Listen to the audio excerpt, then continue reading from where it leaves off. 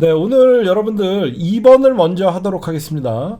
2번을 먼저 하고 그 다음에 단신 그리고 이재명 대표의 어떤 단식을 중단할 수 있는 길은 비명계에게 달렸다. 그 다음에 여러 가지 나머지 내용을 하도록 하겠습니다. 네, 시사타파의 심층석 2번 시작하도록 하겠습니다. 이낙연, 김진표, 박강원 그들이 이재명을 제거하려는 이유. 겉으로는 이제 당원과 지지자들이 결집을 하는 바람에 대놓고 뭐 물러나라 이런 얘기 못하죠. 김진표가 와갖고 이재명 당대표의 단식장에서 와서 한다는 소리가 자 경제진표 김진표입니다. 예, 그 야당과 협치를 좀 자주 하셔야지 그 국회가 원만하게 돌아갑니다. 이런 도라이 같은 얘기를 합니다. 그렇죠? 입법부가 어떻게든지 행정부와 가열차게 윤석열 정부의 폭정을 막아나겠다 라고 얘기하는 게 사실 그 국회의장이 할 소리죠. 이낙연이가 와갖고 한다는 소리가 건강하셔라, 단식하는 사람한테 건강하셔라고 물론 할 수 있죠. 지금 여러분들 박광원이라는 원내대표는 누가 봐도 김진표, 박광원, 이낙연은 세트예요. 그렇죠? 박광원이가 기자들이나 당직자들한테 평소에 얘기하고 다니는 말이 있다고 합니다. 그게 뭐냐? 의원 내각제예요. 이낙연, 김진표, 박광원 이 세 명의 특징은 의원 내각제예요. 이건 제가 취재한 거예요. 왜냐면 이낙연은 이재명이라는 민주당의 대통령 후보를 절대 이길 수가 없다는 걸 스스로들이 알죠. 그렇죠? 이재명이 존재하는 이상 민주당은 절대 의원 내각제에 찬성을 하지 않습니다. 잘 생각해 보십시오. 이재명을 날리면 민주당은 대선 후보가 없어요. 그렇죠? 이재명을 날리면 민주당은 대선 후보가 없어요. 아예. 누가 대선 후보 나갑니까? 이낙연? 여러분 같으면 이낙연 찍어요? 쟤네들이 김진표는 누가 뭐라 그래도 의원 내각제의 선봉장이죠. 김진표는 누가 얘기해도 쟤는 예전부터 의원 내각제. 제가 경제진표 김진표입니다. 여야가 합심해갖고 의원 내각제로 가야 돼. 그래서 맨날 선거법 개정 이딴 얘기하죠. 쟤네들의 공복의 적은 이재명이에요. 왜? 의원 내각제가 아니면 자기네들이 총리가 될 수 없거든요. 대통령제만 아니라 그러면 정세균도 한번 해먹을 수 있고, 이낙연도 한번 해먹을 수 있고, 김진표도 한번 해먹을 수 있고, 쟤네들의 목표는 의원 내각제입니다. 그렇죠? 그러니까 여러분들이 보시면 비명계의 최종 목표는 의원 내각제예요. 왜? 과거 친노 친문이었던 우리가 응원하고 그랬던 의원들은 더 이상 그들은 대통령 후보를 낼 수 없는 지경이 됐죠. 그래서 이재명만 없다 그러면 자연스럽게 의원 내각제로 김진표도 한번 했다가 이낙연도 한번 했다가 저쪽에서는 김무성이도 한번 했다가 이런 의원 내각제를 주장하는 김무성 저쪽에 있는 많은 왜 이대로 가다가는 다음 대선에서는 국힘당이 정권을 뺏길 확률이 많잖아요. 그렇죠? 누가 봐도 국힘당 내년 총선 깨지고 나면 이제 윤석열과 국힘당은 치열하게 싸울 거예요. 그 이유는 내년 국힘당 의원들은 본인의 국회의원 임기가 대통령의 임기보다 많이 남아있기 때문에 개헌을 주장할 거예요. 그리고 윤석열 보세요. 지가 봐도 다음 살 길은 대통령제를 없애는 거거든요. 저렇게 악행을 저지르고 검찰 정권으로 나라를 쑥대밭으로 만든 윤석열이가 살 길은 한동훈을 키워서 다음 정권 재창출을 하는 방법과 더 안전한 장치는 대통령제를 없애고 의원 내각제로 전환할 가능성이 크죠. 그래서 제가 예상컨대 윤석열은 내년 총선 패배 이후에 개헌을 밀어붙일 겁니다. 개헌을 밀어붙이면 민주당에서도 이낙연이나 김진표나 거기에 정세균이나 이런 자들은 개헌을 받아들일 거예요. 그러기 위해서는 제가 심층 분석을 하면 그래서 저들은 이재명을 제거하려는 거예요. 이재명이 존재하는 이상 민주당 지지자들과 1600만이 넘는 민주당 지지자들은 대통령제를 선호하거든요. 그렇게 여러분들이 좀 보시면 될 것 같아요. 오늘은 진짜 여기까지. 네, 여러분들 안녕하세요. 시사타파의 심층 분석. 오늘 뭐니 해도 단식 13일 차에 이재명 당대표께서 검찰 조사, 마지막 검찰 조사라고 생각합니다. 갔다 온 것을 뺄 수가 없겠죠. 먼저 간단한 단신들은 전광석화 같이 KBS 사장 해임 의결을 윤석열이가 재가를 했습니다. 이거는 그냥 총선용 공영방송 장악이다라고 여러분들이 보시면 되는데, 이렇게 공영방송을 장악하면 어떤 게 심각한 일이 벌어지냐면요, 이제 프로그램들이 다 폐지가 됩니다. 시사 KBS에 있었던 뭐 시사 프로그램 또는 PD들, 여태까지 마음에 들지 않았던 PD들 그리고 프로그램들이 전격적으로 폐지가 되겠죠. 그 다음에 MBC 장악하려다가 지금 박문진 이사장이 복귀되는 바람에 내년 8월까지는 MBC는 이제 괜찮아졌죠. 이제 사장은 교체를 할 수 없겠죠. 근데 지금 방심위에서 이제 이동관이가 방심위원장이 되면서 제1타켓 김어준, 주진우, 김종배 프로그램 무더기 중징계를 한다라고 지금 나오고 있습니다. 근데 김어준은 뭘로 중징계하지 했더니, 김어준은 TBS에서 있을 때 그 내용 갖고 중징계를 한다. 근데 김어준은 이제 유튜브로 독립을 했기 때문에 김어준 뭐 중징계해봐야 TBS 이미 하차를 했기 때문에 아마 주진우, 그 다음에 김종배, 그 다음에 신장식, 그 다음에 뭐 이런 프로그램들, 김종배의 시선 집중, 주진우 라이브 이런 것들 아마 없애려고 할 거예요. 징계를 해갖고 지금 방심위가 4대3이 됐잖아. 얼마 전에 한 명 날리는 바람에 4대3이 됐는데, 아마 이걸 갖고 뭐 주의를 주든지 뭐 이런 거 갖고 할 겁니다.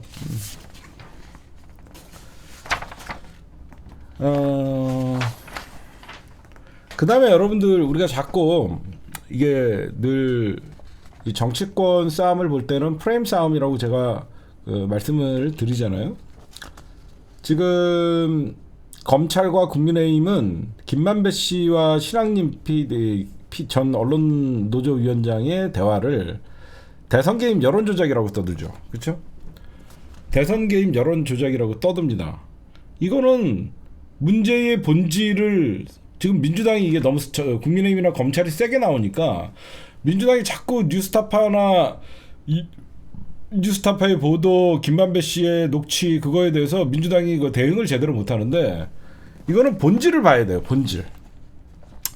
그 당시에 신학님 전 언론노조위원장이나 김만배 씨가 얘기를 하고 싶은 것은, 윤석열이가 2011년 그 당시에 대검 중수 이과장 시절에 부산저축은행 불법 대출 사건을 제대로 수사 안 한 거예요. 이걸로 봐야 되는 거예요. 그렇죠? 이거는 변하지가 않아요. 그때 당시 윤석열과 그 당시 수사팀은 대장동 사업이 시작된 거는 부산저축은행에서 1,000억 원이라는 대출이 이루어졌고, 그 1,000억 원을 대출을 만드는 과정에서 조우영이라는 대출 브로커가 10억 원을 먹으면서 그 부실 대출을 일으켰는데, 조우영이라는 대출 브로커를 수사하지 않은 그 당시에 윤석열 수사팀이 문제가 있다라는 거는 변하지 않아요. 그래서 제가 이거를 자꾸 대선 개입 여론 조작이다라고 하면서 대통령실도 떠들고 국민의힘도 떠들고, 지금 검찰은 특수부에서 이거를 뭐 전담반을 꾸려갖고 뭐 10여 명의 검사가 투입된다 그럴 때, 민주당 제가 뭐라 그랬어요? 응? 대장동 특검하자 그러면 끝난다. 근데 이거를 이런 거에 지금 박광원이가 싸워줘야 되거든요. 딴 거 아니에요. 부산저축은행 그러면 대출 특검하자. 그걸로 나가야 되는데 이게 자꾸 본질을 벗어나서 유스타파가 틀린 얘기한 거 아니거든요. 그 당시에 대검 중수 이과장이었던 윤석열이가 대장동의 종잣돈 역할을 했던 부산저축은행의 1,000억 원의 부실 대출을 묵인해 준 거거든요. 제대로 수사 안 했거든요. 이거는 뭐냐면 대선 여론 개입 조작 사건이 아니라 그 당시의 본질은 윤석열이가 제대로 대장동 사업에 미천이 됐던 부산저축은행의 부실 대출을 무마시키고 그 당시에 대출 브로커였던 조우영을 철저하게 수사 안 하고, 그게 핵심이에요. 처벌하지 않았다.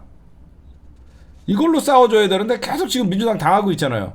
그러다 보니까 민주당이 제대로 못 싸워주니까 언론들도 지금 뭐 KBS 사과해라, MBC 사과해라, 뭐 YTN 사과해라, JTBC 사과해라, 계속 지금 밀리고 있잖아요.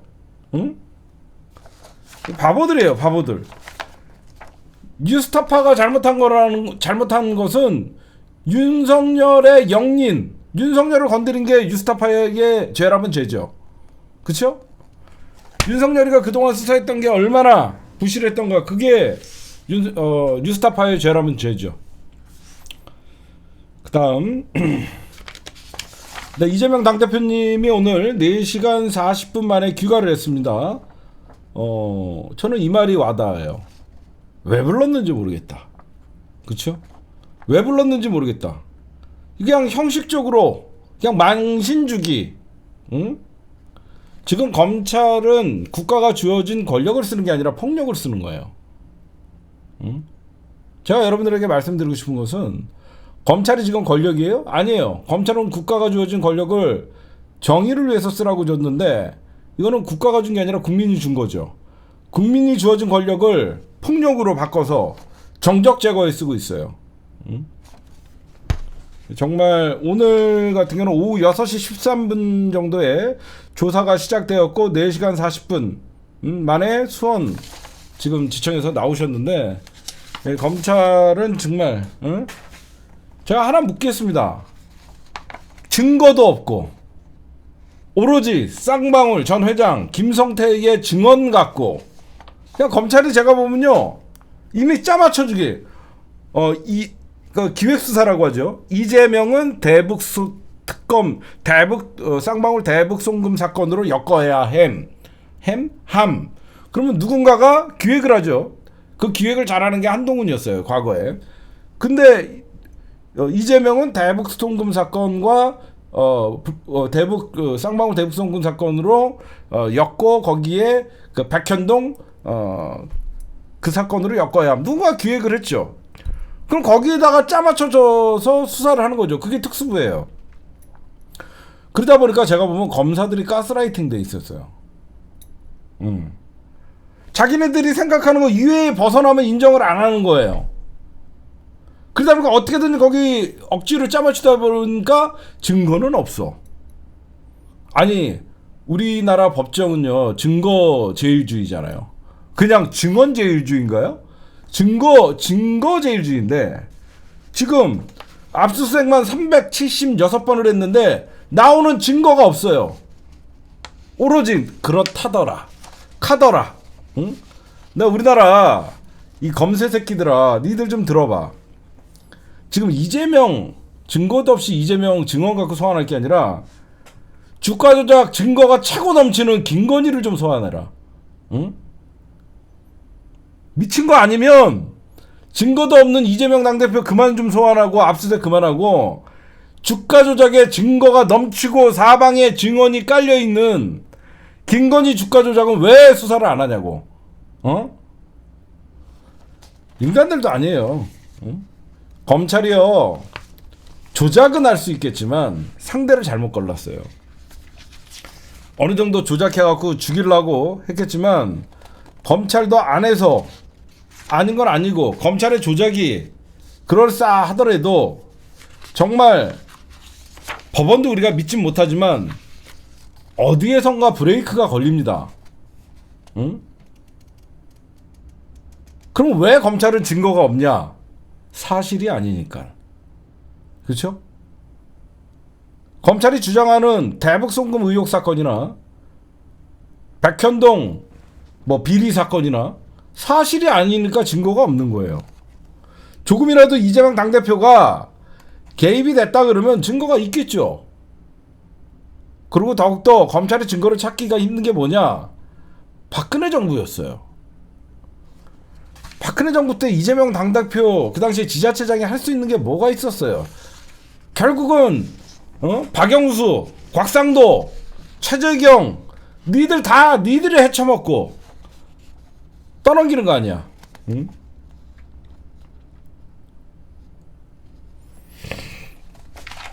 그 다음 이재명 당대표가 오늘 많은 얘기를 하셨어요. 왜 불렀는지 모르겠다.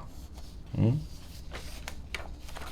정말 이렇게 13일째 단식하는 사람을 정말 2시간 조사하려고 불러야만 했냐, 꼭 그래야만 했냐, 이 애들아. 응?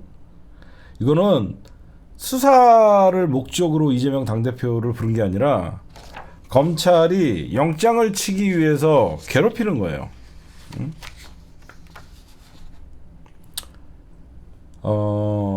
지금 여러분들 누가 봐도 검사 정권이죠. 아무리 검사가 결국 이제 권력까지 쥐어지는 검사가 권력을 잡았다 그래도 특수부를 동원하고, 대한민국은 특수부가 없습니다. 특수조작부예요. 앞으로 특수부라는 얘기도 하지 마십시오. 특수조작부예요. 그냥 윤석열이가 결국은 왜곡하는 게 언제까지 가냐. 대한민국 검사들 정신 차려요. 결국은 윤석열, 사람에게 충성하지 않는다는 윤석열. 당신들은 지금 윤석열에게 충성하느라고 조작을 하고 있잖아. 나중에 그거 다 죄로 받는 거야. 특수조작부 나중에 검사들은 책임을 안 물 것 같아? 검사도 구속된다는 걸 보여줄 거야. 응? 결국 검사들 목표대로 이런 증거도 없는 거 갖고 영장 치면 결국은 여러분들 오늘 이재명 당대표 마지막으로 소환한 건 딴 거 아닙니다. 영장 치려고 하는 거예요. 영장 치려고 하는 거예요. 응? 결국은 영장 청구하려고 무리하게 이렇게 단식하는 사람 불러갖고 이렇게 하는 겁니다. 응? 국민 무서운 줄 알아야 돼요. 권력은 영원하지 않아요. 응? 결국은 영장 청구 니들 거기서 조금이라도 빗나가면 응? 오늘 박범계 의원님이 정말 속이 시원한 말씀하셨죠. 이재명을 저들의 아가리에 내줄 수 없다. 이재명을 저들의 아가리에 내줄 수 없다. 우리 비명계 의원님들, 제가 요즘 국회에서 어떤 일이 벌어지고 있는지 제가 여러분들 알게 모르게 취재를 좀 많이 하고 있어요. 참 슬픈 일들이 많이 벌어지고 있어요. 지금 친명계는 과거에 제가 여러분들 범친명계라고 했던 사람들도 지금 많이 이탈했다라고 얘기한 적이 있죠. 근데 그분들이 다시 돌아왔어요. 그래갖고 지금 같은 분위기면 절대 지금 뭐 표대결로 체포동의안 부결을 해도 여론전을 해도 지금 불리하지 않아요. 지금 검찰이 간보는 게 뭐냐면요, 표수 세고 있대요. 검찰이 지금 표 세고 있대요. 국민의힘 뭐 105표, 정의당 몇 표, 그래갖고 민주당에서 이탈자 몇 명인가 그거 보고 있대요. 근데 민주당에서 이제 점점점 이재명 당대표의 어떤 강경 대여 윤석열 정부와의 투쟁에 있어서 왜냐면 목숨을 건 단식이거든요. 13일째. 이건 말도 안 되는 일이에요. 근데 이제 많은 사람들이 검찰이 이건 아니다라고 지금 검찰이 해도 너무한다라는 얘기들이 나오는데, 오늘 여러분들 이제 어떤 좀 지인께서 이런 말씀해 주시더라고요. 그래 좋다. 그러면 만약에 체포 영장을 검찰이 치더라도, 그쵸? 체포 영장을 치더라도 국회에 넘어올 때 이 사람을 체포할 겁니까? 안 체포할 겁니까? 그걸로 넘어오는 게 아니라 공소장이 넘어와요, 여러분들. 공소장. 그게 무슨 말이냐면 검찰이 이런 이유로 이재명 국회의원을 체포를 요청합니다. 이런 식으로 와요. 그러니까 죄명과 그런 것들이 같이 넘어와요. 그러면 국회의원들이 정말 눈이 있고 정신이 있으면 다 읽어보겠죠. 그쵸? 야, 증거도 없이 이런 공소장을 보면서 사실상 체포 동의안에 찬성을, 단지 검찰의 공소장을 잘 읽어보면 이거는 체포가 하면 안 되는, 검찰이 야당 당대표 죽이기가 뻔한 내용이거든요. 그래서 이것들을 좀 그래서 지금 검찰은 민주당의 반란표 세고 있는 그런 형태다. 그걸 보고 나서 비회기 때 영장 청구를 할 것인지 아니면 좀 불안하다 그래요. 그 영장이 부결될 수도 있으니까 회기 때 영장을 치든지 뭐 이렇게, 그러니까 자기네들이 자신 있으면 회기 때 치고 좀 불안하다 그러면 비회기 때 치고 영장은 칩니다. 근데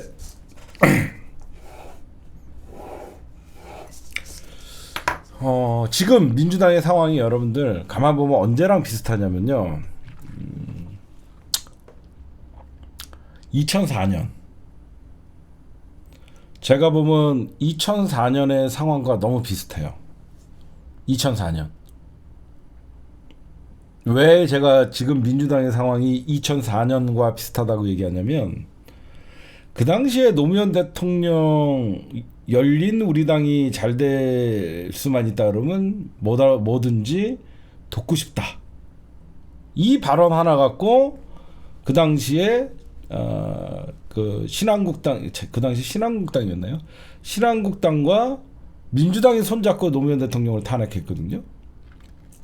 지금 그거랑 똑같은 거예요. 제가 보면. 지금도 결국은 이재명 당대표를 검찰의 아가리에 갖다 바치는 거는 민주당 의원들 손에 달렸죠. 그렇죠? 그때 민주당 의원들이 노무현 대통령 탄핵도 반대를 했으면 절대 노무현 대통령은 탄핵이 발의가 되지가 않았죠. 근데 비명계 의원님들 제 말 잘 들어보십시오. 노무현 대통령 탄핵에 앞장섰던 자들의 말로가 어떻게 됐는지 보십시오. 응? 당신들 지금 역사적 죄를 짓고 있는 거야. 그 당시에 분위기에 휩쓸려 갖고 노무현 대통령 탄핵에 앞장섰던 자들 말로가 어떻게 됐는지 봐라. 응? 국민들이 어떻게 심판을 했는지 잘 봐라. 그쵸? 그때 노무현 대통령 탄핵에 앞장섰던 동교동계가 지금 어디가 있는지 보고, 조순영, 그 당시에 한광옥, 그런 자들 어디가 있는지 봐라. 너희들의 선택은 어떻게 되는지 봐라. 꼭 그 얘기를 해주고 싶고, 여러분들 이재명 당대표 우리가 이제 딴 거 없습니다. 이재명은 독립군 총사령관이고 여러분과 저는 의병이에요. 우리는 사령관이 없으면 의병은 전쟁을 할 수가 없습니다. 그렇죠? 그러면 이재명 당대표님의 단식을 어떻게 하면 멈출 수가 있을까? 그 답은 비명계에서 찾아야 되는 거예요. 제가 왜 이 말씀을 드리냐면, 이재명 당대표가 단식을 결정한 이유는 민주당 내에 어떻게 보면 비명이라는 자들이 사실 같은 당에 있으면서 이재명 당대표를 검찰에 바치려고 하는 그런 모습들을 말은 하지 않지만 얼마나 부글부글 끓었겠어요. 그렇지 않아요?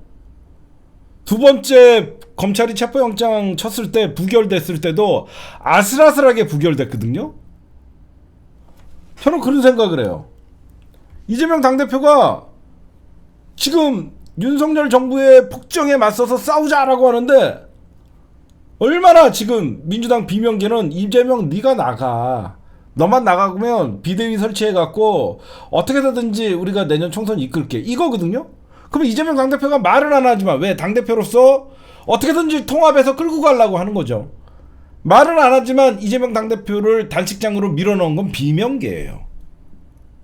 검찰의 폭주는 예상이 됐던 사실이에요. 근데 민주당이 똘똘 뭉쳐서 어디서 야당 탄압을 하냐 그러면서 단일 대오로 싸워줬다 그러면 이 지경까지 오지 않아요. 제 말 맞지 않아요?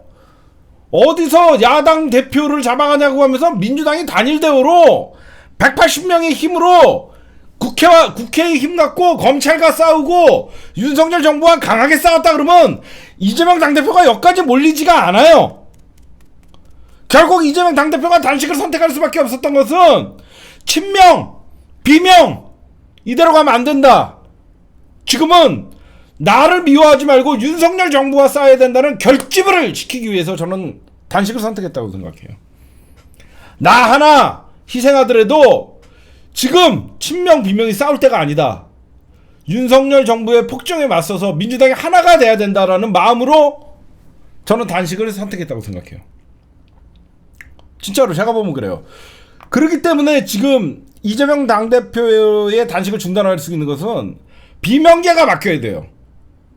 비명계가 바뀌어서 대여 강공투쟁을 하고 박광원 원내 지도부가 지금 핵심 쟁점법으로 돼 있는 노란봉투법이나 방송법 통과시키고 검사 탄핵에 주저하지 말고 검사가 사건을 조작하면 판사는 재판을 잘못하면 탄핵이 나는데 검사는 왜 사건을 조작했는데 민주당이 가만둡니까? 민주당이 강하게 싸우는 모습을 보여야만 이재명 당대표가 정말 이제는 마음 놓고 민주당이 하나라는 생각으로 싸울 수 있는 거예요. 저는 이재명 당대표가 정말로 단식 투쟁을 할 수밖에 없었던 것도 비명계에 같은 당에 있으면서 동상이몽을 꿈꾸면서 계속 누가 봐도 비명계는 지금 이재명 잡아가라고 검사의 손을 들어주고 있어요. 그런 자들과 무슨 정치를 합니까? 그런 자들과 무슨 윤석열의 폭정에 맞서서 싸우겠습니까? 당내 단합이 먼저 돼야지 윤석열 정부와 싸우고 검찰의 폭정에도 맞서서 싸울 수 있는 거예요. 저는 그래서 친명계니 이재명 당대표니 이렇게 지도부만 대여 강경 투쟁을 하고 나머지 의원들은 결국은 딴 생각을 하다 보니까 지금 여러분들 생각해 보십시오. 제1야당의 당대표가 이렇게 단식을 하는데 국민의힘과 대통령실은 거들떠보지도 않고 조롱을 하고 있습니다. 이게 제대로 된 야당이면요 정말 릴레이 단식뿐만 아니라 같이 의원들이 나서서 삭발투쟁을 하든가. 그 누가 그러고 있어요? 아무도 안 하잖아. 응? 이재명 당대표 저렇게 13일째 싸우고 있는데 내가 한 말 물어볼까요? 만약에 예전 제왕적인 어떤 야당 대표였던 김대중 총재나 김영삼 총재가 단식한다 그러면 난리가 납니다. 난리가 나. 이재명 당대표를 무시하니까 자기네 당대표가 단식을 하는데도 조응천 이런 인간들은 누가 오나 안 오나 명부를 쓴다 그래서 나는 안 간다 이런 개소리 하는 거예요.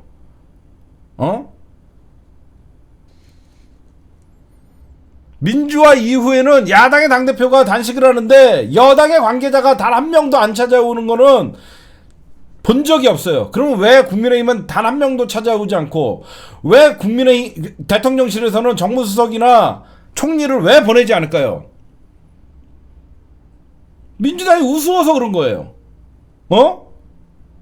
민주당 안에서도 이재명 당대표의 단식을 못마땅하게 여기는 새끼들이 있으니까 국민의힘이 눈 하나 깜짝하지도 않고 부끄러워하지 않는 거예요. 제 말 맞죠? 민주당이 단일 대우로 이재명 당대표가 저러다 죽겠다, 저러다가 큰일 난다, 이재명 당대표 잘못되면 나라 뒤집힌다, 대통령실 각오해라, 국민의힘 각오해라, 계속 엄포를 놓고 같이 강경투쟁을 해준다 그러면 어떻게든지 말리려고 나오는 거예요. 국민의힘이.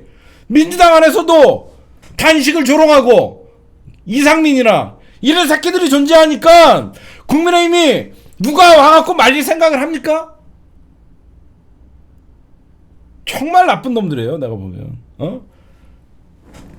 그래서 제가 보면 이재명 당대표의 목숨을 건 단식은 총선 전 당내 통합, 총선 전 당내 통합과 더 나아가서 야권 통합. 이제 명실상부한 단식 전에 이재명 당대표와 단식 후에 이재명 당대표는 위상이 좀 달라졌죠. 그렇죠? 누가 봐도 단식 전에 이재명 당대표와 지금 이재명 당대표가 목숨을 걸고 저렇게 설마 했는데 싸우는 모습을 보면서 제가 볼 때는 미들급에서 지금은 거의 이제 헤비급이 됐어요. 여러분들이 봐도 좀 이재명 대단하다. 점점점 내가 알던 이재명 1년 전에 당대표가 됐을 때 이재명과 2년차 이재명의 모습은 정말 다르다. 저는 제가 봐도 다르거든요. 단식 전에 이재명과 지금 단식 후에 이재명의 모습은 달라요. 이제 민주당 안에서도 이재명 하면 리더예요. 그 전까지 이재명 우습게 봤죠. 저러다가 총선 전에 그냥 날리면 되지 이렇게 생각했는데 왜 그러면 이재명 당대표가 시간이 지날수록 왜 점점점 민주당의 큰 사람이 되고 민주당의 큰 어른으로 보이냐? 지지층이 결집해서 그래요. 그렇죠? 지금 여러분들이나 나나 단식한다 그랬을 때 처음에 이재명 세게 나가 이런 생각이 없지 않아 있었어요. 그렇죠? 근데 지금 어때요? 하루하루가 피가 마르고 하루하루가 걱정되죠. 그렇잖아. 처음에 단식할 때 그래 당대표가 나서갖고 좀 세게 나가 1년 전에 이재명 좀 당대표 때 좀 미지근했어. 근데 하루하루가 지나면서 한 발짝 뒤에 있던 지지자들이 계속 결집을 하는 거예요.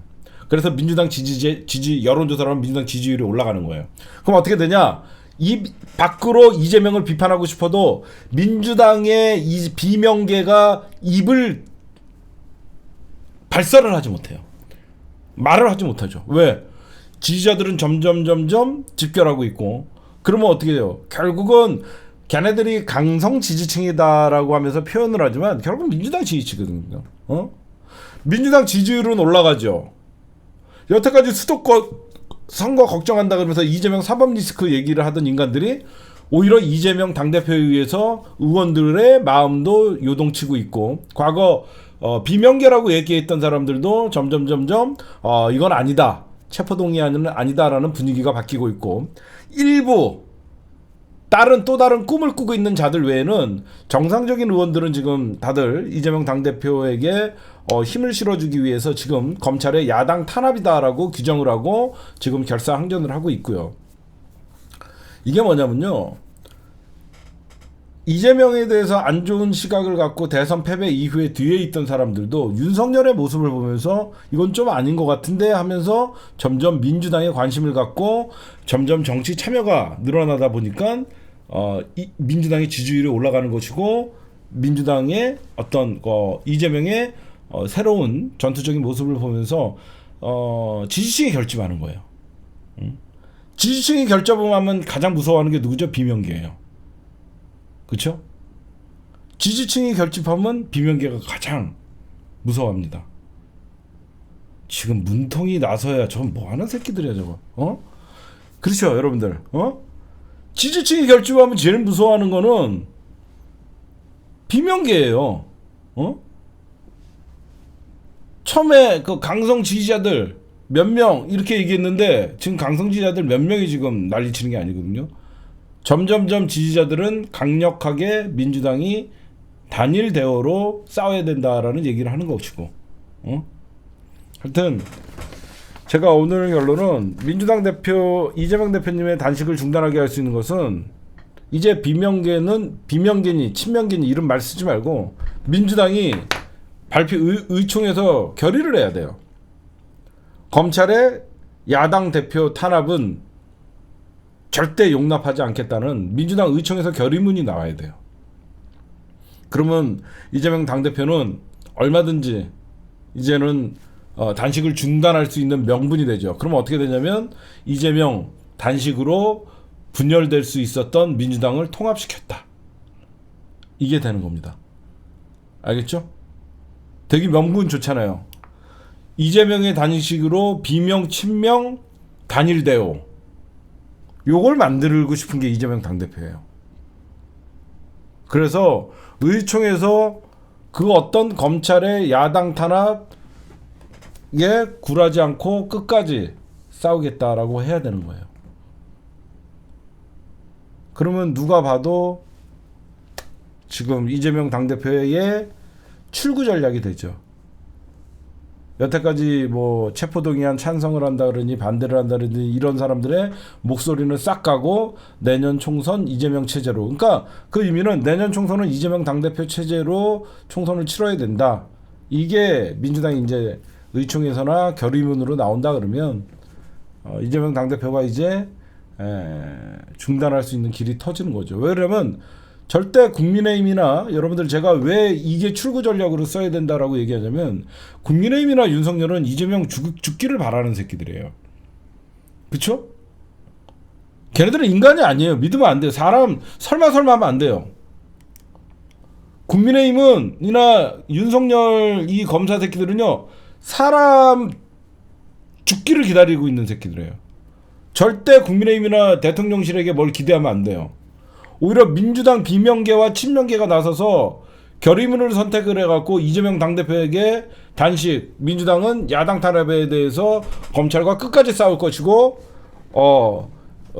절대 당대표, 그러니까 내년 총선은 검찰이 바라는 대로 이루어지지 않을 것이다 라고 하면서 민주당이 지금 나서서 이재명을 말려야 되는 상황이에요.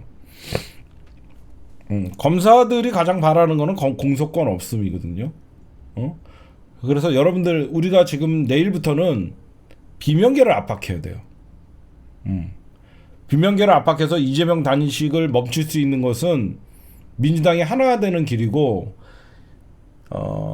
절대 검찰에서 영장을 치더라도 절대 응하지 않겠다는 민주당의 결의안이 필요하다. 무슨 뭐 방탄국회 이런 거 방탄국회 이런 거 신경 쓰지 말라고 검찰에 함부로 못 잡아가라고 불체포 특권 방탄조끼 준 거야. 방탄국회가 아니라 원래 국회의원들은 방탄조끼가 있어. 그 조끼 사용하는 게 뭐가 나빠. 그러니까 여러분들도 우리가 윤석열이나 국민의힘한테 뭐 바랄 거 없습니다. 이럴 때 하나된 목소리로 싸워주는 게 민주당입니다 라고 하면서 여러분들 지역구 의원님들에게, 여러분들 지역구에 있는 민주당 의원님들에게 이재명 지켜주세요. 반드시 여러분들 전화 한 통 하라도 하고, 지역구에서 난리 났다, 저러다 이재명 죽습니다, 저 그러면 투표하지 않습니다. 이재명 잘못되면 저는 투표하지 않습니다. 지역구에서 여러분들이 전화 한 통씩만 지역구 사무실에다가 해도 난리가 나는 거예요. 그렇잖아? 이거는 이재명 당대표가 명분은 윤석열 정부의 폭정에 맞서서 싸우겠다지만 결국은 민주당이 단합되지 못해갖고 제대로 못 싸우는 거거든요. 친명과 비명의 이 간격을 없애고 민주당이 이재명 당대표 중심으로 대여 강경투쟁을 같이 선언을 하게끔 만드는 게 우리 시민들의 몫이에요. 그게 해답이에요, 여러분들. 제가 아무리 봐도 여러분들이 그렇게 아셔야 된다. 그렇게 합시다, 여러분들.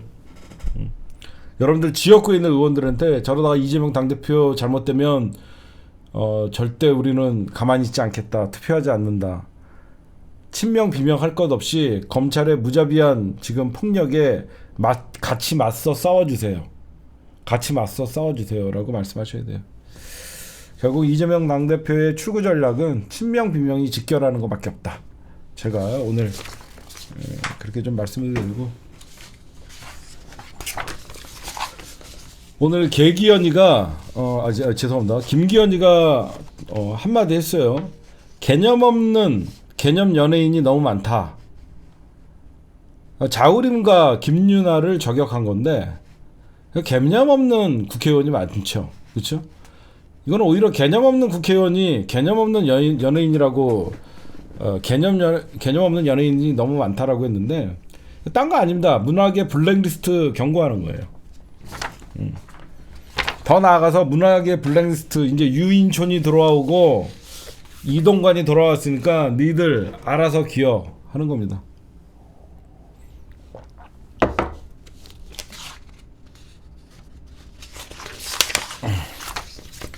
이재명 당대표님이 검찰의 수사 요구에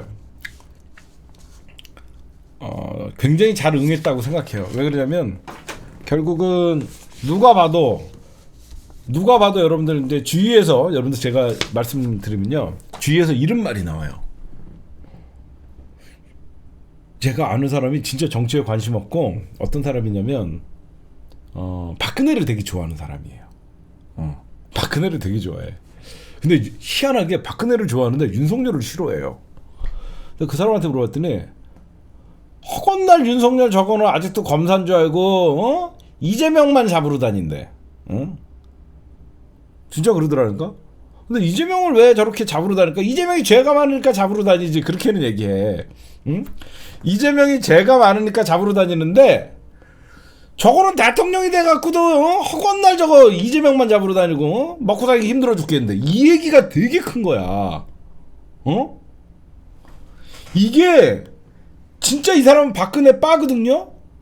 이게 얼마나 큰 거냐면 국민들이 볼 때 윤석열은 경제나 외교나 이런 거 아무것도 신경 안 쓰고 오로지 이재명만 잡으러 다닌다는, 이게 내년 총선에는 엄청난 큰 파장이 될 거예요. 저 사람은 평생 국민의힘만 찍어요. 평생 국민의힘만 찍는데 누가 봐도 이재명만 잡으러 다닌다. 지가 아직도 검사인 줄 안다. 그 얘기를 하더라고. 그래갖고 그렇죠. 경제는 진짜 먹고 살기 힘들어 죽겠는데 여기저기서 서민 예산 다 깎아 쳐먹고 국방비 예산만 늘려요. 그랬더니 미친 새끼들이야. 그냥 차라리 전쟁을 해버리든가. 그 아저씨 너무 웃겨. 차라리 전쟁을 해버리래. 그 아저씨 차라리 전쟁을 해버리든가 하지.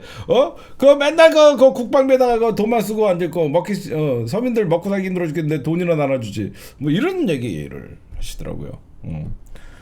그 사람 얘기 들으면서 저렇게 국민의힘만 찍던 사람들도 보니까 이거는 윤석열이가 집권하고 대통령의 모습이 보이지 않는구나. 대통령의 모습이 보이지 않는, 일반 사람들에게는 윤석열이라는 사람이 대통령으로 인식되지 않는구나. 그게 딱 보이더라고. 그거 굉장히 중요한 거거든요. 일반 사람들의 입장에서는 윤석열을 아직도 검사로 보는구나. 대통령으로 보지 않는구나. 그러니까 내년 총선은 현직 윤석열 정부의 심판이 되겠구나. 내년 선거는 무조건 윤석열 정부의 심판론으로 가면 돼요. 저쪽은 문재인 정부 8년차 심판론으로 갈 거예요. 그렇죠? 그게 통하겠냐고. 국민의힘이나 윤석열 허구한 문재인 정부 때문에 그러면 문재인 정부 8년차 심판을 하겠다는 거거든요. 그 말도 안 되는 거고.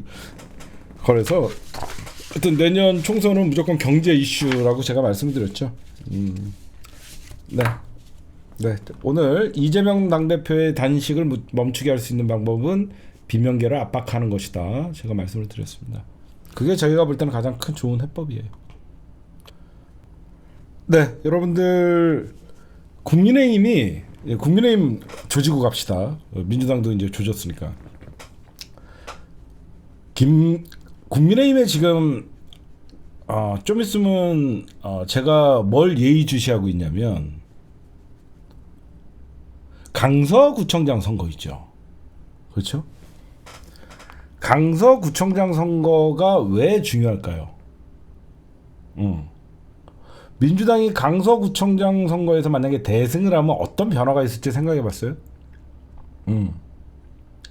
굉장한 선거예요. 여러분들이 강서구청장 그냥 구청장 선거라고 무시하면 안 되고, 강서구청장 선거에서 민주당이 대승을 하고 국민의힘이 대패를 하잖아요. 김기현이가 날아가요. 무슨 말씀인지 아시겠죠? 그래서 사실상 김기현이는 강서구청장 선거에 목숨을 거는 거예요. 생각해봐요. 윤핵관이 밀었던 김기현이잖아. 그렇지? 정치 분석을 할 때 그런 걸 봐야 돼. 윤핵관이 김기현을 밀었는데 여기저기서 비핵관 애들은 수도권 참패론을 지금 자꾸 얘기하는 이유가 있는 거예요. 그렇잖아? 굉장히 중요한 선거예요. 딴 게 아니라 만약에 강서구청장 선거를 딱 했는데 민주당이 압승을 했어. 이거는 서울이잖아. 수도권. 수도권에서 민주당이 압승을 하는 경우에는 나머지 국민의힘의 수도권에 출마를 생각하고 있는 사람들은 이대로는 안 된다라고 하면서 사실상 김기현이가 날아가요. 그렇죠? 그러면 국민의힘은 윤핵관 대 비핵관의 싸움이 굉장히 전면전으로 붙어져요. 그래서 이 선거가 굉장히 중요한 것이고, 지금 김기현이가 강서구청장 선거 때문에 지금 아마 잠을 못 잘 거예요. 그리고 윤핵관도 마찬가지고. 왜 그러냐면 윤핵관은 저렇게 김태우 때문에 재보궐이 나오는데 김태우를 의도적으로 윤석열이가 사면을 해주고 나가라는 사실상 시그널을 준 거거든요. 저렇게 법원에 잉크가 마르기도 전에 사면해주고 다시 선거에 나가라. 이건 뭐냐면 윤석열이가 재신임을 받고 싶다는 거죠. 윤석열은 내가 옳았다는 걸 증명하고 싶어서 사실상 오기를 부리는 거예요.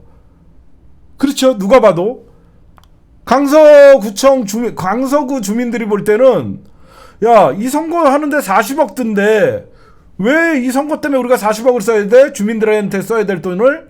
알고 봤더니 김태우 때문에 썼는데 김태우가 또 나온다는 거예요. 응?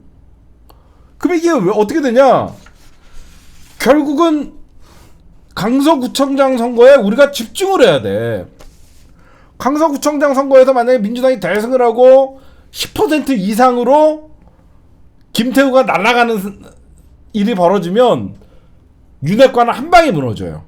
한 방에 무너지고 비핵관과 수도권에 있는 의원들의 목소리가 커지면 어떻게 되냐면 사실상 윤석열은 찌그러지고, 윤석열이 그럼에도 불구하고 뜻을 굽히지 않겠죠. 뜻을 굽히지 않으면 어떻게 되냐? 총선 공천을 놓고 검사 윤핵관과 검사 출신들과 윤핵관과 결국은 비주류가 더 많거든요. 윤핵관은 일부예요. 비핵관이 훨씬 많아요. 비핵관, 반핵관, 별게 다 있어요. 정면으로 붙는 거예요. 그렇죠? 그래서 우리가 이번에 단순히 강서구청장 선거라고 여러분들 보지 마시고, 이 선거를 민주당이 대승하면 어떻게 되죠? 비명계가 얘기하는 민주당에서 수도권의 지지율이 낮은 이유가 이재명의 사법 리스크다라는 말도 더 이상 통하지가 않는 것이죠. 그렇죠? 지금 민주당 수도권 비명계 의원들이 얘기하는 게 이재명 때문에 수도권에서 지지율이 오르지 않는다. 이것도 더 이상 얘기할 수 없고, 오히려 국민의힘 김기현은 날아가고. 그래서 여러분들이 강서구 지인 찾기도 좋고요. 이거 굉장히 중요한 거예요. 그래서 이 강서구 선거가 굉장히 의미가 있어요. 김태우는 검찰 출신의 수사관이었고, 검찰 대 경찰의 싸움이에요. 검찰 대 경찰의 싸움.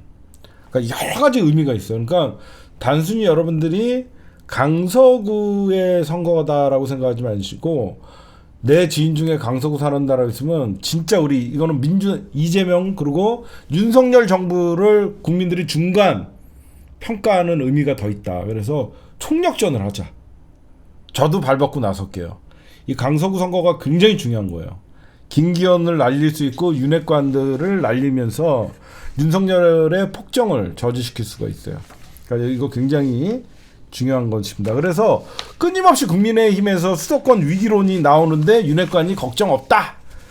오히려 이철우는 뜻을 같이 하지 못하면 배를 같이 탈 수 없다. 승선시킬 수 없다라고 하면서 자르지만 사실상 국민의힘을 윤핵관이 잡고 있는데 이제는 국민의힘이 정상적으로 그나마 정상적인 사람들이 잡을 수 있다. 이렇게 좀 보실 수 있을 것 같아요. 중요한 선거죠. 여러분들이 들어보니까. 밭을 갈자. 그 다음에 또 무릎을 치는 충충분석. 지금 여러분들 윤석열이가 내일 이 새끼 숨어서 방송하네, 이런 미친 도라이 같은 새끼, 투사모 새끼가 어디서 들어와갖고 채팅을 하고 지랄이야. 여러분들 여기 오늘 내일 여러분들 저거 하잖아요. 개각이 이루어진다고 얘기합니다. 그쵸? 개각이 이루어진다고 하는데 사람들은 누구의 분노를 하죠? 유인촌에 분노를 해요.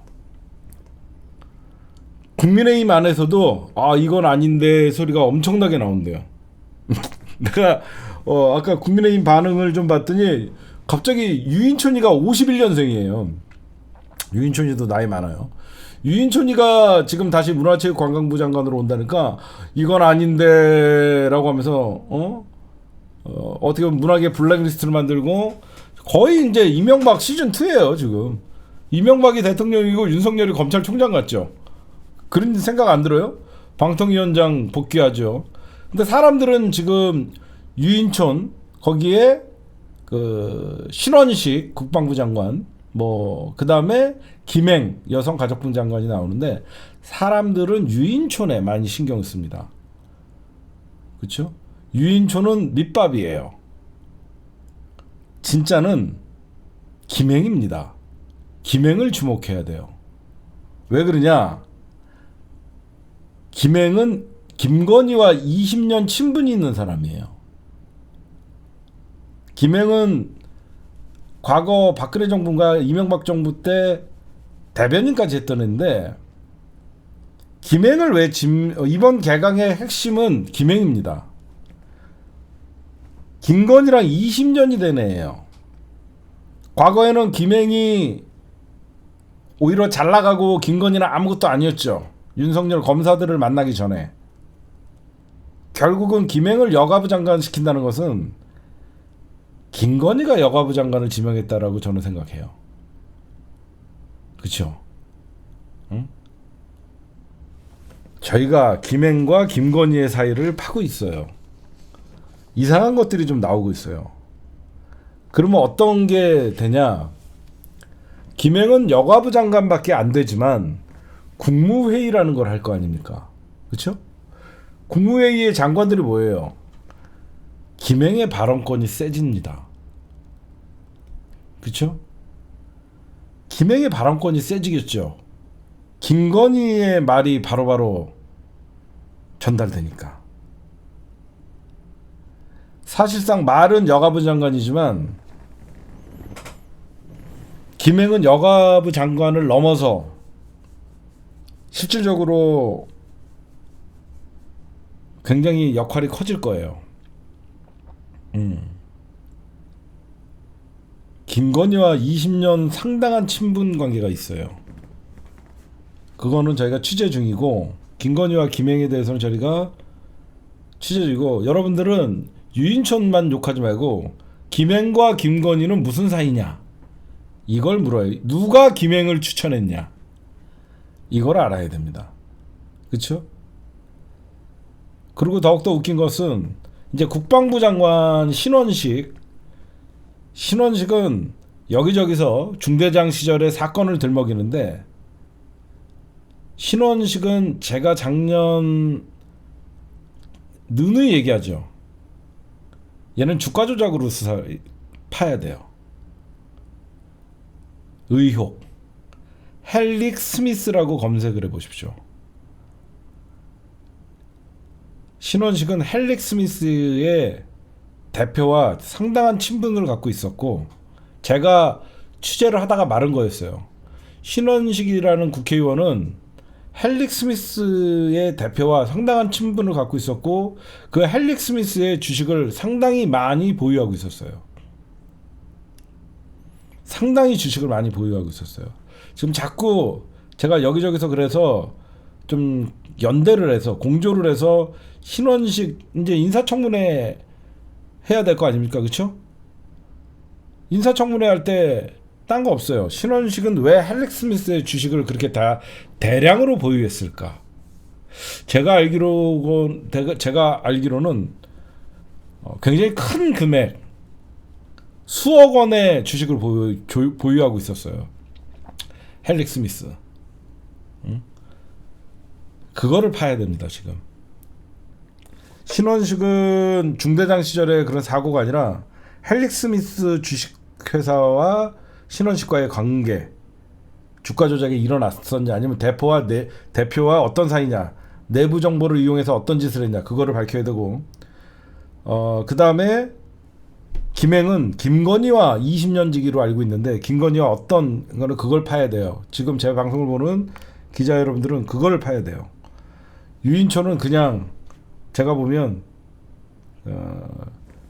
충분히 윤석열과 있었고 당연히 이동관, 유인촌 이런 사람들은 내년 총선을 앞두고 연예인 때려잡기에 연예인 블랙리스트 잡기에 나는 왔다라고 생각하고 왜 그러냐면 김영숙 여가부 장관은 사퇴할 의사가 없다라 그랬어요.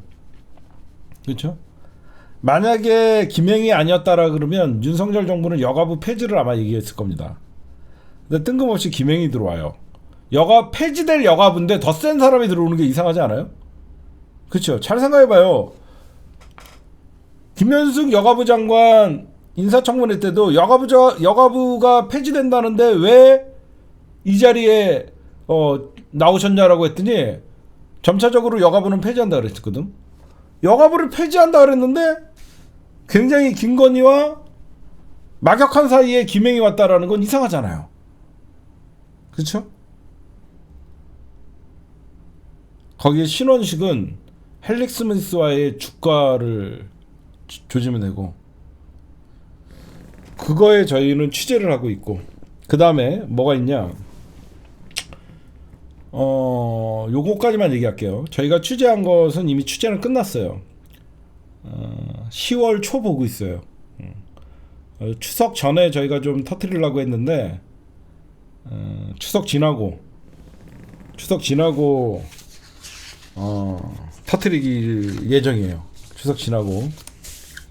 그러니까 여러분들은 그렇게 좀 궁금하셔도 좀 참아주시기 바랍니다. 인생 꽃가드님 감사드리고 그 다음에 여러분들이 궁금해하는 뉴스만 좀 해줄게요. 김정은이랑 푸틴이 지금 만나요. 그쵸?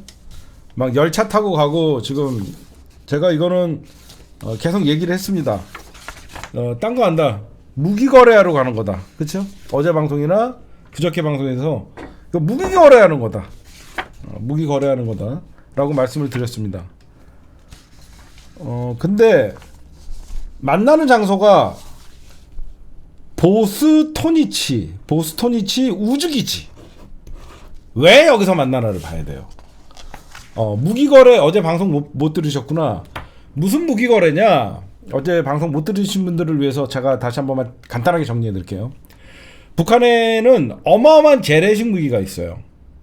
지금 푸틴이 우크라이나와의 전쟁에서 많은 군사 전문가들이나 관계자들이 봤을 때 러시아가 우크라이나를 먹는데 일주일도 걸리지 않을 것이다라는 예상을 했어요. 전쟁 초기에 이 전쟁이 언제 일어나냐면 2022년 2월에 전쟁이 터져요. 벌써 1년 6개월이 지났죠. 너무 오래 장기전으로 가고 있죠. 그 이유는 다른 게 아니에요. 미국의 지원이에요. 그렇죠? 미국의 지원. 보이지 않는 미국의 군사적 그리고 전쟁은 돈으로 하는 거예요. 현대전은 돈 없이 전쟁 못해요. 미국이 우회적으로 무기와 돈을 엄청나게 지원을 해주는 거죠. 그래갖고 이 러시아가 마음대로 안 되는 겁니다. 그렇다고 무기를 대주고 뭐 한다 그래서 왜 러시아가 밀리냐? 미국이 전쟁에서 가장 잘하는 게 정보전이에요. 여러분들. 지금 러시아에서 전쟁을 하다가 밀리고 반란군이 생기고 그건 뭐냐? 미국의 CIA가 움직이는 거예요. 여러분들이 전쟁을 하면 단순히 군이 붙는 게 아닙니다. 가장 중요한 게 정보전이에요. 미국의 교란작전에 의해서 미국의 용병들, 그러니까 러시아의 용병들이 사실상 이탈을 하고 그러면서 엄청난 지금 혼란이 러시아에서 겪으면서 전쟁의 소강 상태가 된 거예요. 그러다 보니까 러시아는 처음에 전쟁을 할 때 목표가 있을 거 아닙니까? 한 달 안에 우크라이나 전역을 장악한다. 이런 목표가 있었을 거예요. 근데 미국에 의해서 전쟁이 장기화되고 서방 세력들에 의해서 오히려 러시아가 고립되고 오히려 러시아가 예상했던 예상했던 거와 다르게 장기전이 되면서 엄청난 무기를 생산해야 되는 일이 벌어진 거죠. 지금 러시아의 전쟁은 물론 핵폭탄을 떨어뜨려갖고 한 방에 끝낼 수 있겠지만 그런 전쟁이 아니죠. 막 탱크가 필요하고 진짜 대공포 대포가 필요하고 미사일 필요하고 그런 전쟁의 양상을 띄는 거예요. 그러니까 과거에 재래식 무기가 필요한 전쟁이 돼버렸어요. 재래식 무기를 가장 많이 전 세계에서 보유하고 있는 쌓아놓고 있는 나라가 북한입니다. 미국은 재래식 무기가 쌓일 때마다 중동에서 전쟁을 일으켜갖고 한 번씩 쏟아붓잖아요. 북한은 50년, 70년간 전쟁 준비만 했어요. 그쵸? 잘 생각해보세요. 북한은 70년간 전쟁 준비만 했어요. 북한이 어디랑 전쟁한 적 없잖아요. 그래서 가장 지금 푸틴이 김정은한테 바라고 있는 게 미사일 포탄이랑 그 다음에 또 뭐가 있죠? 방사포. 우리 옛날에 뭐 북한 훈련 연습하는 거 보면 막 불을 뿜으면서 그냥 이만한 뭐라 그래요? 뽕뽕뽕뽕뽕뽕뽕뽕 구멍 뚫리는 거에서 미사일이 막 나가잖아.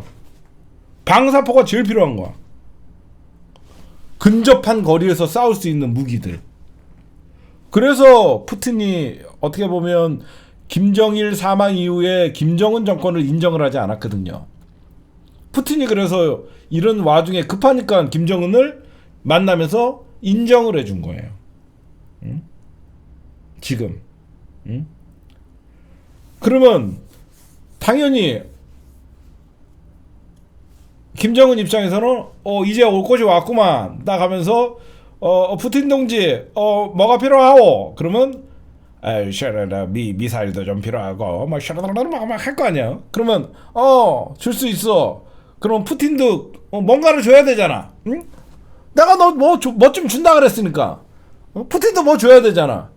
그러면 김정은이가 가장 그러니까 서로의 니즈라는 게 있잖아요. 그렇죠?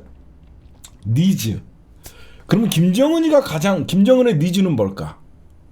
이미 러시아에서 파악을 하고 있어요. 푸틴의 니즈는 우크라이나 전쟁에 시간이 가면서 밀리고 있기 때문에 재래식 무기를 투입을 해서 전쟁에 반전을 일으키는 거고, 그러면 푸틴이 생각할 때 김정은의 니즈가 뭐다? 이거다 라고 해서 보스토니치 우주기지에서 만나는 거예요. 그쵸? 핵잠수함도 필요하고 하거든요. 왜 우주기지에서 만나냐? 여러분들 보시면 제가 분석을 하다 보니까 이래서 김정은이를 여기까지 데리고 왔구나. 여러분들 러시아는 미국과 함께 우주 개발에서는 진짜 원투를 러시아가 못 살고 그러지만 우주 개발에 있어서는 러시아가 엄청난 최고의 기술을 갖고 있잖아요. 러시아의 우주 산업을 대표하는 보스토니치 우주기지예요. 그 위성 기술이에요. 그쵸? 왜 그러냐? 여러분들 이겁니다. 김정은이가 5월달과 8월달에 잇따라 위성 정찰 위성을 발사했다가 실패를 했잖아. 그치? 생각해봐. 5월달에도 북한에서 정찰 위성 쏘았다가 실패했어.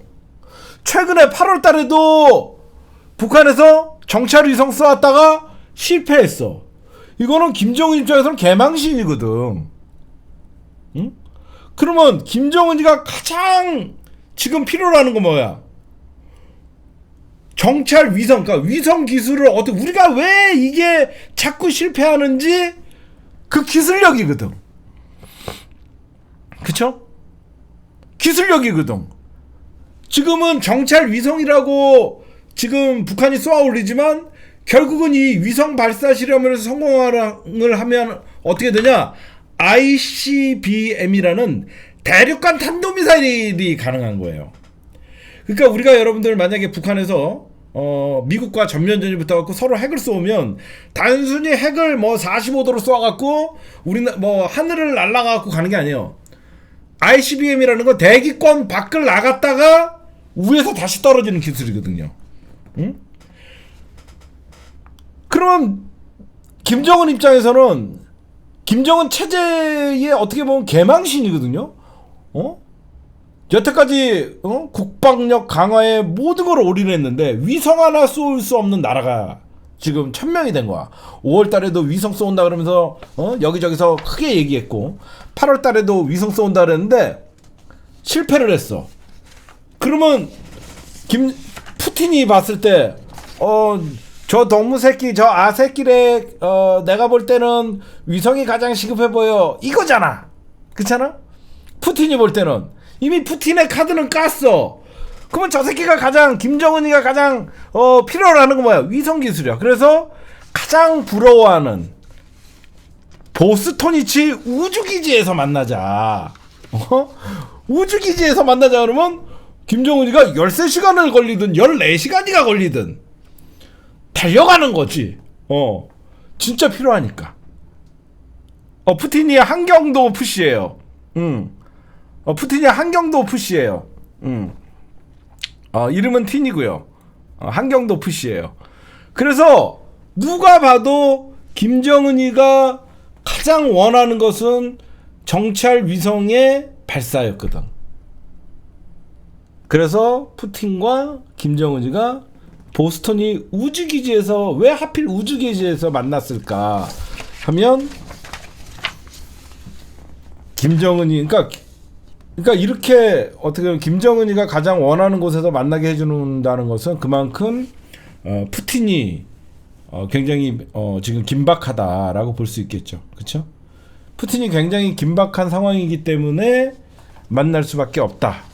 근데 여기서 이제 결국은 러시아는 유엔 안보리 상임이사국입니다. 그렇죠?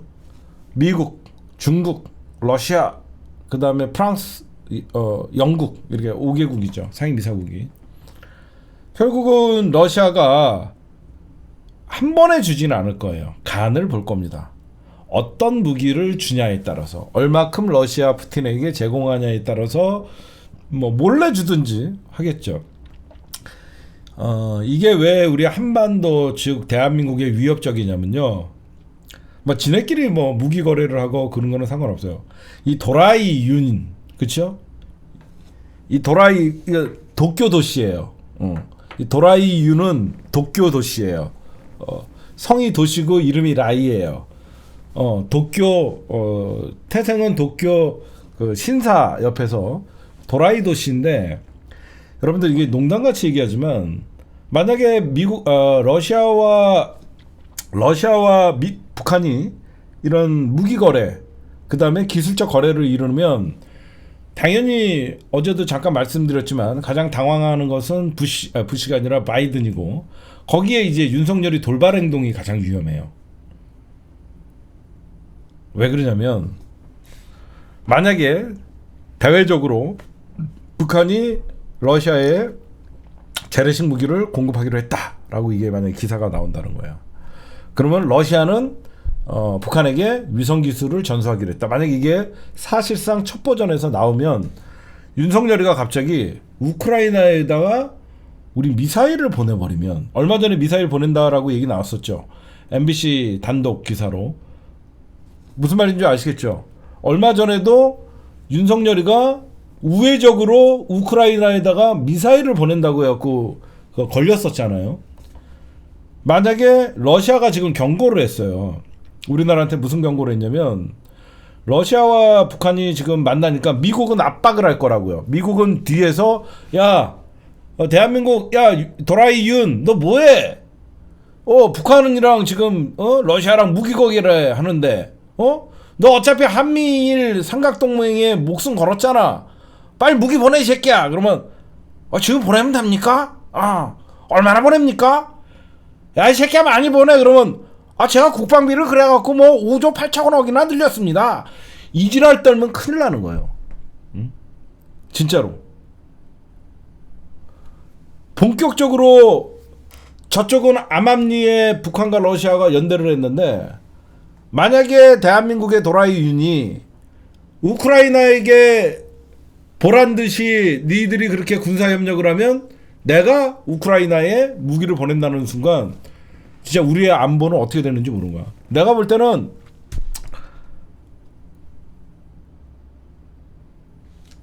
러시아가 이례적이에요. 북한과 자기네들이 뭘 하는지 많은 사람들이 예상을 하잖아요. 무기 거래할 것이다.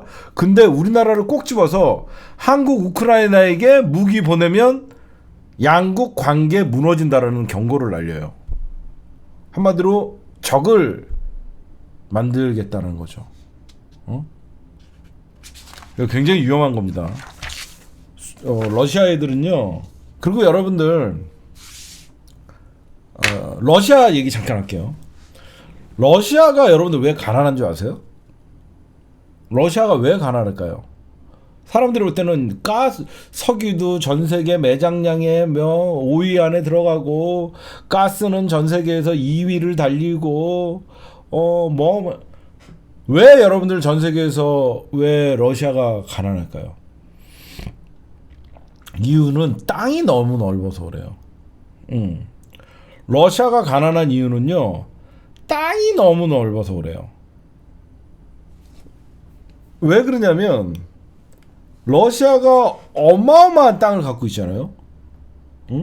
어마어마한 땅을 갖고 있다 보니까 그 땅 중에서는 사람이 살 수 없는 비옥한 땅이 거의 60%가 넘는데요.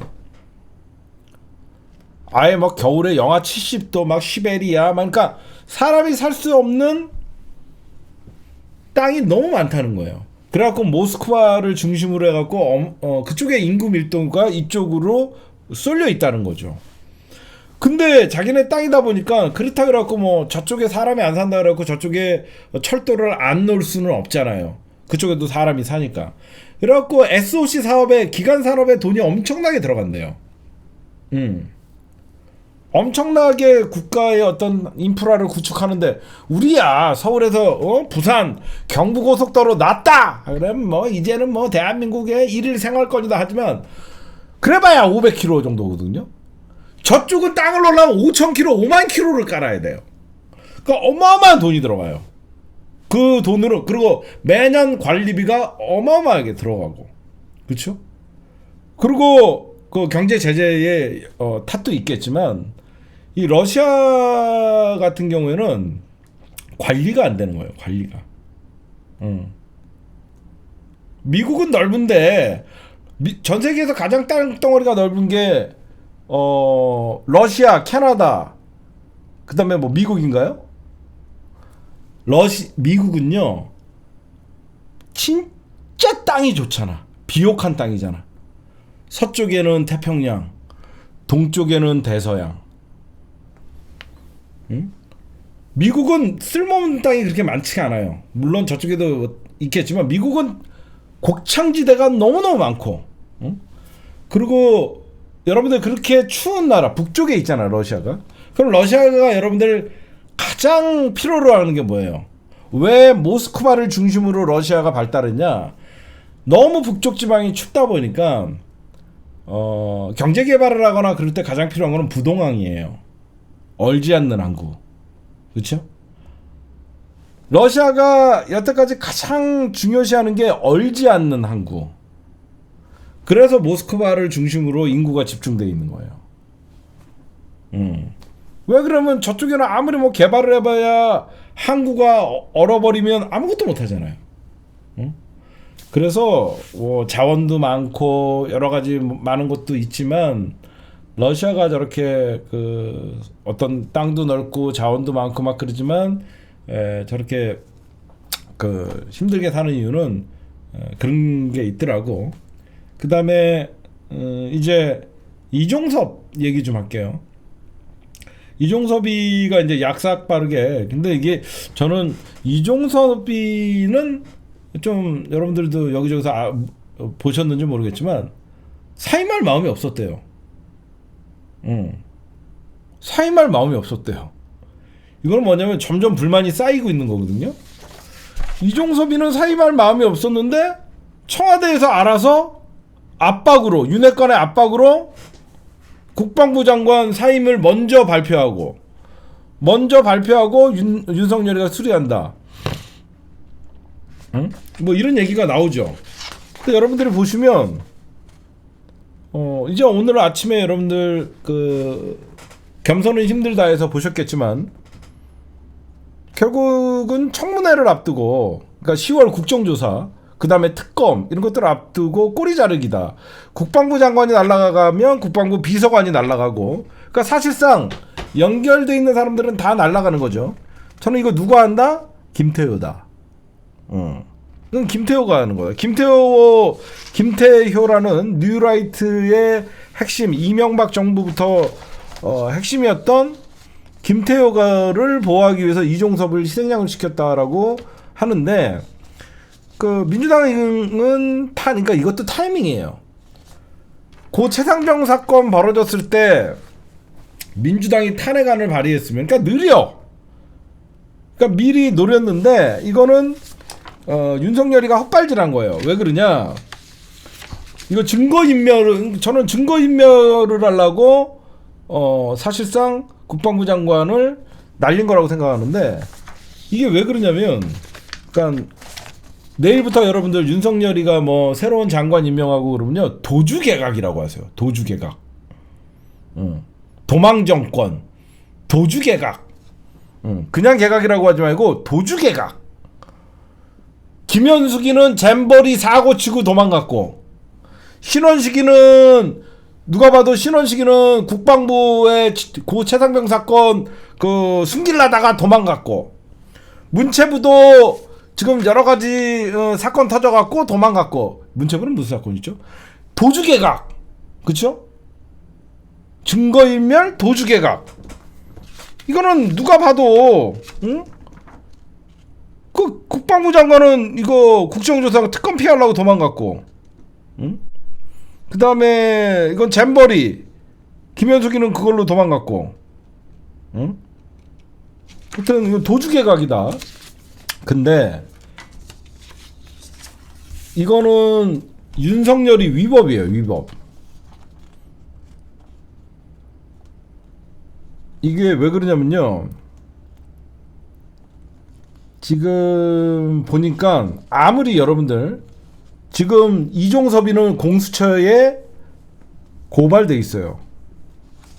공수처에 고발이 돼 있는데, 응?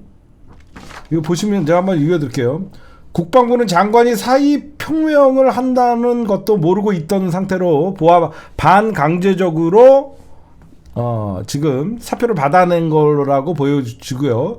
국정감사, 국정조사, 특검 전면에 윤석열의 외압 의혹 당사자인 이 장관이 서게 되는 것이 부담스러워. 왜 그러면 이종섭이가 국정조사나 특검에서 대통령실에서 전화를 받았다, 이런 말이 한마디라도 나오면 잣대는 거잖아. 그쵸? 지금 보시면요, 윤석열이가 이거를 사표를 수리해야 하는 것은 국가공무원법 위반이라고 얘기를 합니다. 현재 고위공직자 비리수사처에 고발당한 피의자 신분으로 수사가 예정된 상황이기 때문에 여러분들 공무원들은요, 어디 가서 고발당하거나 수사가 예정돼 있으면요, 그만두지 못해요. 그 혐의를 벗을 때까지 해임돼서 보직이 없어지는 거고 대기해야 돼요. 국가공무원법 제78조 사항에 따라서 사의를 표명해도 대통령은 퇴직을 허용해서는 안 된다라고 돼 있어요. 해당 조항은 퇴직을 희망하는 공무원에게 징계 사유가 있는지 수사관에게 확인하도록 규정한다. 이게 뭐냐면 여러분들 기억나세요? 윤석열이가 그만둔다 그랬을 때, 그쵸? 윤석열이가 그만둔다 그랬을 때 그때 징계위원회가 열려야 되니까 사표 수리 안 했잖아. 기억나시죠? 추미애 장관이 윤석열이 징계할 때 윤석열이가 사표 던져도 지금 사표 수리가 불가하다. 그래서 문재인 대통령이 징계안을 끝까지 보고 그 다음에 사표 수리했잖아요. 그 당시에도 그랬잖아. 그래서 지금 이거 오히려 윤석열이가 위법을 저질렀어요. 응? 얘는 공무원이잖아. 국방부 장관. 국가공무원법 제78조 사항에 따라서 사의를 표명해도 대통령이 허용해서는 안 되는데 대통령이 사표를 수리하면 윤석열이 범법자다. 이렇게 보시면 될 것 같습니다. 도주개각.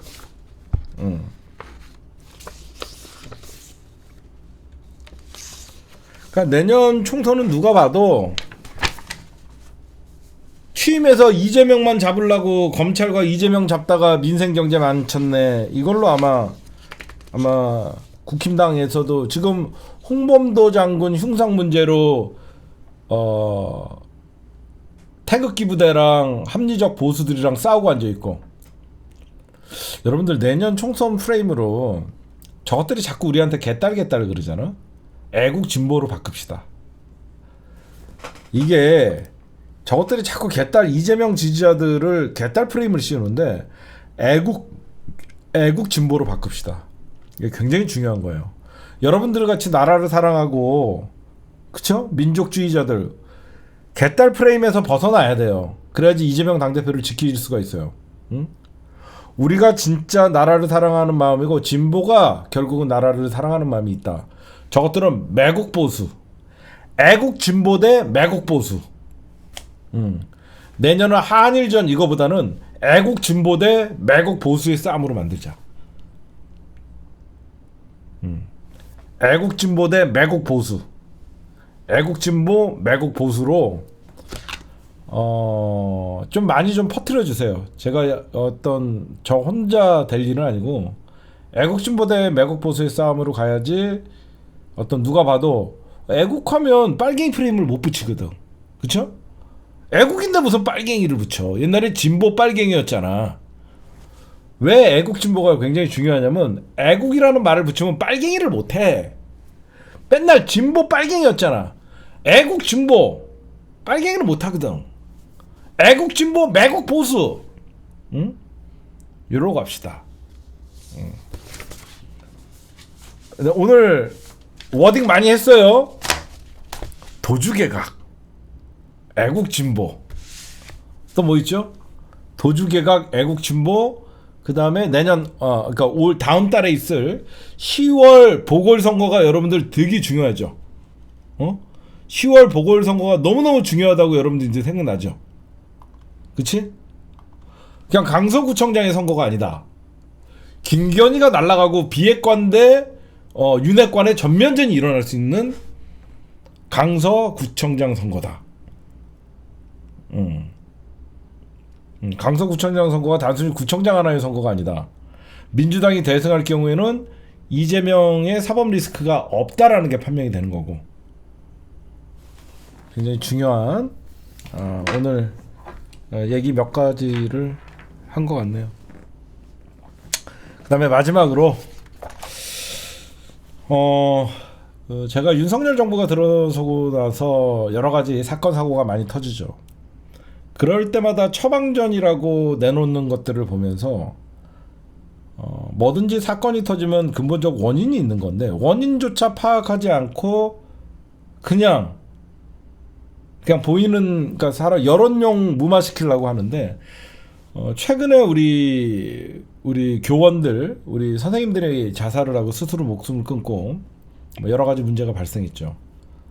그러면 근본적인 문제의 해결책은 학부모와 학생들의 선생님에 대한 어떤 교육이, 대한민국이라는 교육이 잘못되어 있고, 그렇죠? 교육이 잘못돼 갖고 있고, 그런 학부모들이 저렇게 난리치고 그런 거는 경쟁 사회에서 우리 아이가 도태될까봐 어떻게 해서든지 내 아이는 조금이라도 어드밴티지를 받아서 더 좋은 학교에서 대접을 받고 싶은 이기심이거든요.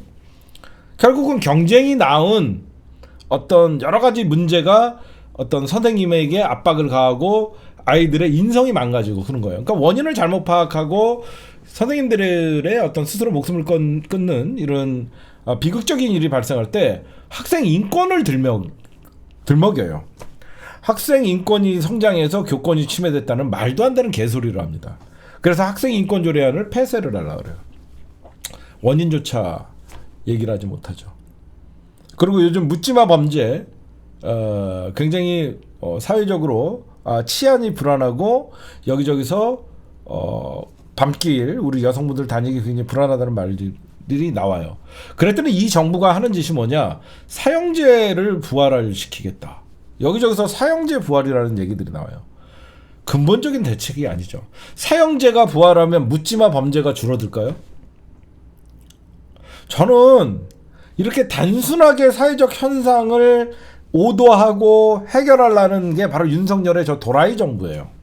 사형제가 부활되면 묻지마 범죄가 없어지고 저런 어떤 흉악범들이 없어질까요? 아니에요.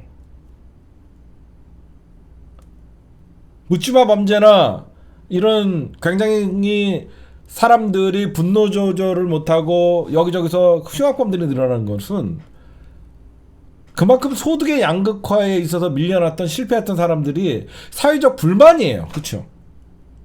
불만이에요. 불만. 나는 왜 이렇게 힘든 생활을 해야 하나? 그러니까 그 분노가 내 인생에 대한 불만, 내 생에 대한 불만. 이거 뭐냐? 어렸을 때부터 경쟁 사회에서 실패를 하면서 경험했던 게 나는 사회적 낙오자야. 그리고 국가는 그 누구도 나를 보호해주지 않아. 라고 하다 보니까 그게 전혀 나와 관계없는 사람들한테 복수심이 생기는 거거든요.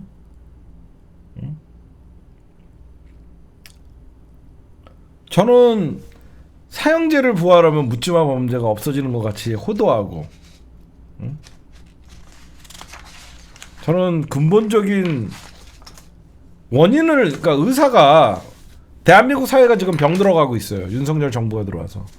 윤석열 정부뿐만 아니라 자본주의의 폐단이 드러나면서 사회가 전체적으로 힘들어지고 골마 터진 게 지금 그게 증상으로 나타나는 거죠. 의사가 진단을 잘못하면 오진을 하게 되고, 오진을 하게 되면 그 병은 고쳐지지 않고 오히려 부작용이 나는 겁니다.